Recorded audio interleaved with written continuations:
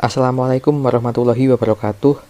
Nama saya Alan Aditya, nomor absen 3 dari kelas 11 MIPA 2. Di sini saya akan menyampaikan sedikit materi terkait dengan prinsip dan praktik ekonomi Islam.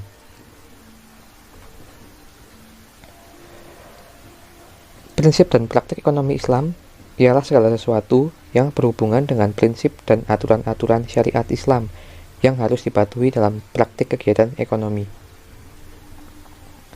A. Pengertian muamalah. Muamalah itu sendiri adalah suatu kegiatan tukar-menukar barang yang memberikan manfaat tertentu. Prinsip muamalah ada 4. Yang pertama yaitu hukum muamalah yaitu mubah atau boleh, kecuali hal yang dilarang dalam Al-Quran dan Al-Hadis. 2. Atas dasar sukarela, yang mana pengertiannya adalah tidak ada paksaan di antara kedua pihak. 3. Mendatangkan manfaat dan menghindari mudarat. 4.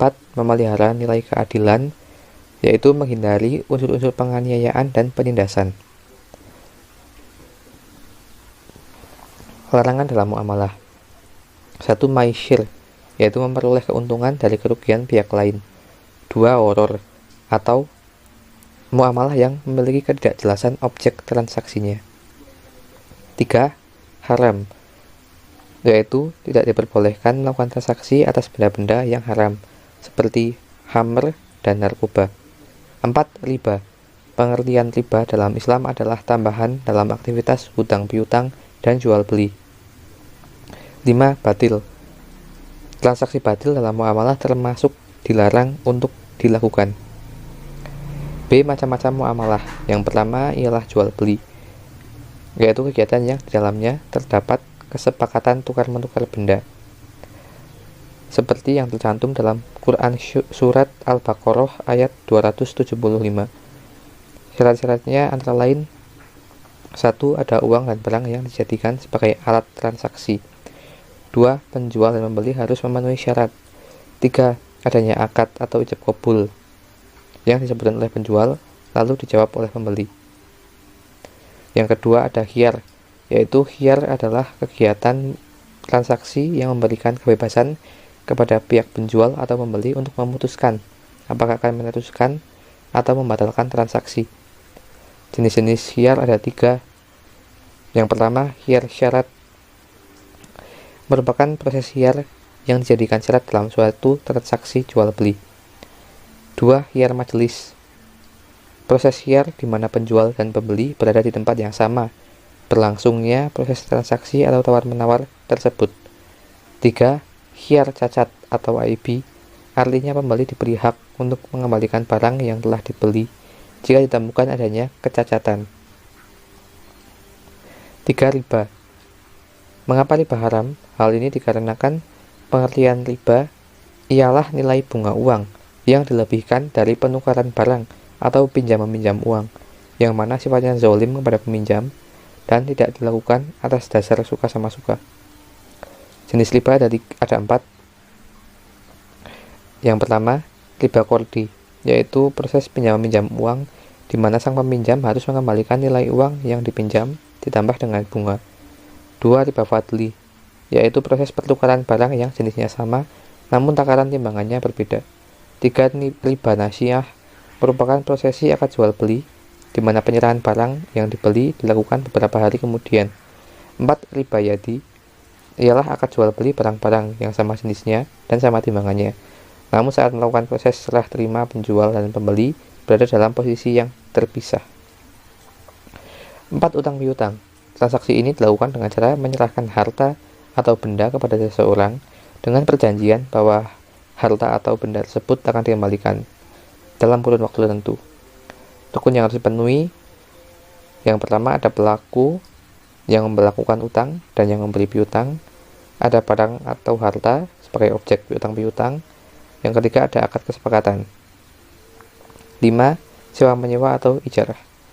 Transaksi ini dilakukan dengan cara memberi imbalan tertentu kepada seseorang yang menyewakan barang atau benda kepada orang lain. Syarat dan rukun ijarah dapat dibaca pada tulisan di bawah ini.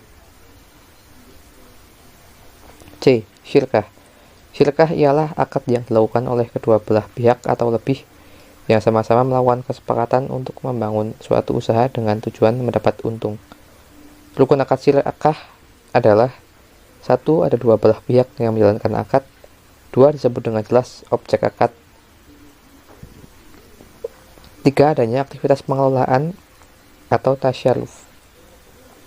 Jenis syirkah ada 4. Yang pertama, syirkah abdan, ialah jenis syirkah yang mana kedua belah pihak atau lebih tidak memberikan modal dan hanya kontribusi kerja.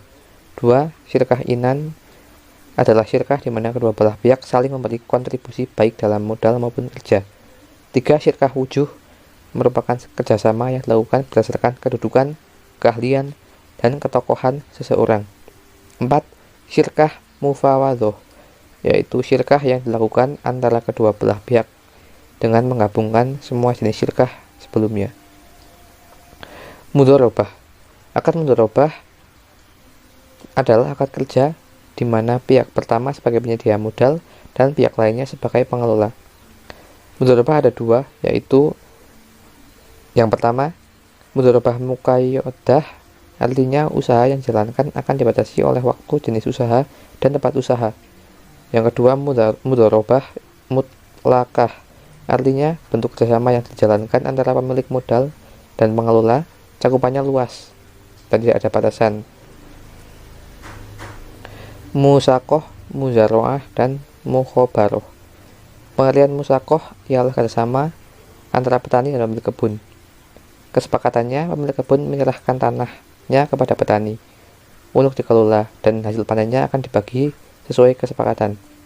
Muzaroah, kerjasama yang dilakukan dalam bidang pertanian antara petani yang menggarap sawah yang menyediakan benih tanaman dan pemilik lahan itu sendiri.